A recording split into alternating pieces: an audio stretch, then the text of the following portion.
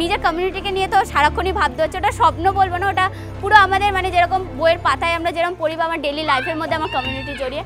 সকালবেলা উঠেও ভাবতে হয় যে আজকে এরা ড্রয়িংয়ে আসবে, এদেরকে কী করতে হবে, আজকে সময় অন্ট্রা ক্লাস আছে ওদেরকে পাঠাতে হবে, আজকে কম্পিউটার ক্লাস আছে পাঠাতে হবে। এখন অ্যাম্বিশন আছে ফিল্ম মেকার হওয়ার।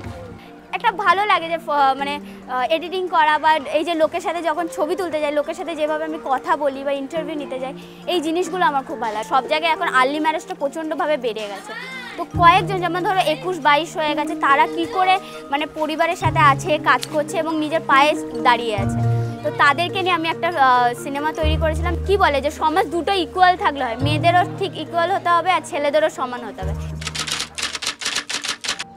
অফিসে লাইফ স্কিল, সফট স্কিল বিভিন্ন জিনিসপত্র নিয়ে, তো সেখানে আমাদের নিজেদের গোল ঠিক করানো হয়। তো আমার যেটা মনে হয় যে নিজেদের স্কিলগুলোকে জেনে নিজের যে ভালো কথা বলতে পারা, লজিক্যালি বলতে পারা, তো এগুলোর জন্য আমি লয়ার হতে চাই।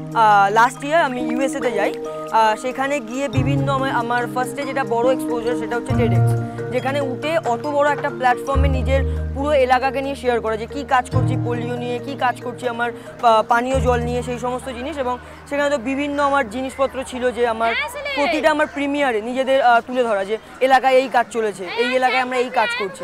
তো এক্সপিরিয়েন্স ওয়াজ গুড।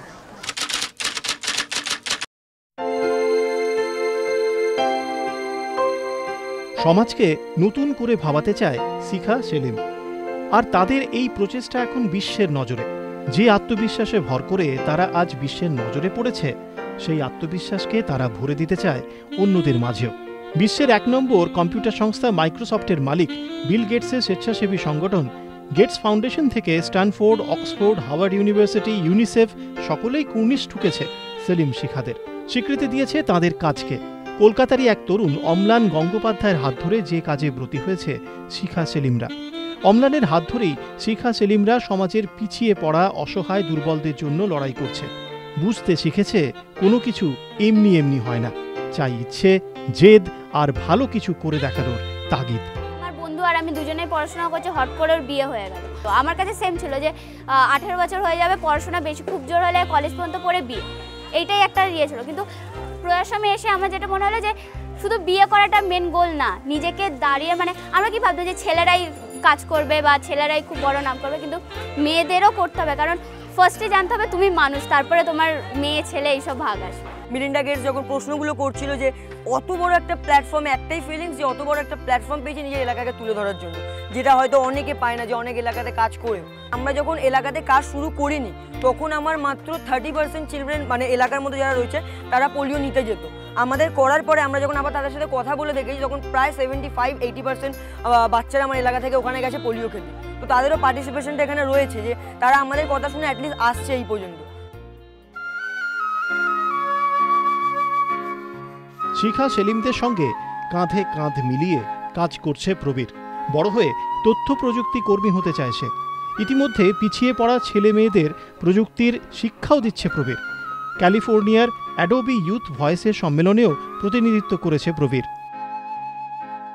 আমি আরপি হয়ে যেটা বেসিক্যালি কাজ করি, আমি বাচ্চাদের কম্পিউটার শেখাই এবং আমার অ্যাম্বিশনও তাই যে আমি কম্পিউটার নিয়েই কাজ করব। যেখানে কম্পিউটার শেখাই তখন নিজের একটা পুরো আলাদা লাগে যে আমি কম্পিউটার শেখাচ্ছি এবং আমার বয়সী থাকে, আমার থেকে ছোটো থাকে, আমার থেকে বড় থাকে, সেখানে যে আমি শেখাচ্ছি এটাই আমার কাছে সব থেকে দুর্দান্ত লাগে।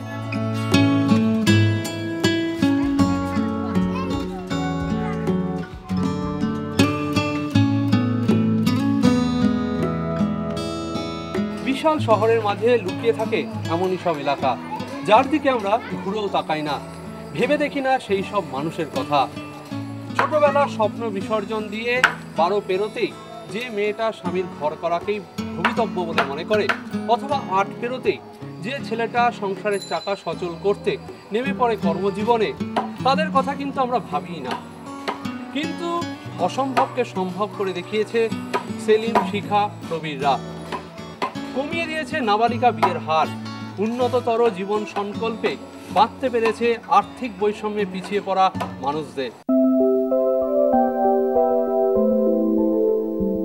শিখা সেলিমদের কাজ ফলাও করে প্রকাশ করেছে বিল ও মিলিন্ডা গেটস ফাউন্ডেশন। 2013-এ মালালা ইউসুফজাইয়ের সঙ্গে বিশ্বের অন্যতম সেরা প্রভাবিত মহিলা ব্যক্তিত্ব বলেও শিখাকে অভিহিত করেছেন মেলিন্ডা। এমনকি কমিউনিটি প্রোগ্রামে এলাকাকে পোলিও মুক্ত করার জন্য আবুধাবিতে বিশ্ব প্রতিষেধক সম্মেলনেও বিশেষ বক্তা ছিল শিখা সেলিমরা। এই সম্মেলনের অন্যতম উদ্যোক্তা গেটস ফাউন্ডেশন, রাষ্ট্রপুঞ্জ, বিশ্ব স্বাস্থ্য সংস্থা সহ আরও কয়েকটি প্রথিতযশা সংস্থা। এলাকায় মানে বলবো আমার কমিউনিটিতে আর্লি ম্যারেজের হার খুব কমেছে। মানে আগে একটা ছিল যে বিয়ে একটা রমরমা ছিল, এখন হয় না, খুব কম হয়। কারণ আমরা যেভাবে আর্লি ম্যারেজ নিয়ে প্রচার করা, শুধু তার না, যাতে আপনি বিয়ে না করেন সেইভাবে কাজের করা, গ্রুপে এনে তাদেরকে মোটিভেট করা, তাদের বলা যে কী কী অসুবিধা হতে পারে না, তাদের পুরো জিনিসটাকে তাদেরকে তৈরি করা। কখনোই মনে হয় না যে সমাজের জন্য কিছু করছি, ফার্স্টে আমার সারাক্ষণই মনে হতে থাকে নিজের জন্য কি করছি।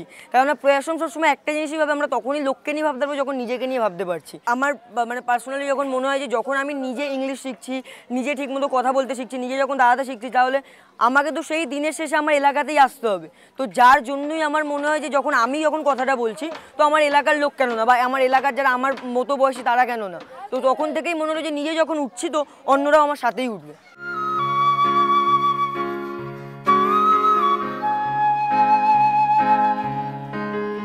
বাড়ছে শহর, বাড়ছে নাগরিক সংকট, টিকে থাকার ইঁদুর লড়াইয়ে আর্থিক বৈষম্যের দাপট। সোশ্যাল ওয়েলফেয়ার কনসেপ্টটি কি এই সমস্যা থেকে পরিত্রাণের একমাত্র উপায়? তা কিন্তু নিশ্চিতভাবে বলা যাচ্ছে না। বরং আত্মবিশ্বাসে ভর করে এগিয়ে চলো উন্নততর সমাজ গঠনে, একথাই বলছে শিখা, প্রবীর, সেলিমরা। ভুলে যাও নিজের অসহায়তা, গরিবীকে, ভরে নাও আত্মবিশ্বাস। সেলিম, শিখা, প্রবীরদের আমাদের শুভেচ্ছা। ক্যামেরায় অপূর্ব মাঝির সঙ্গে দেবজ্যোতি চক্রবর্তী, নিউজ টাইম।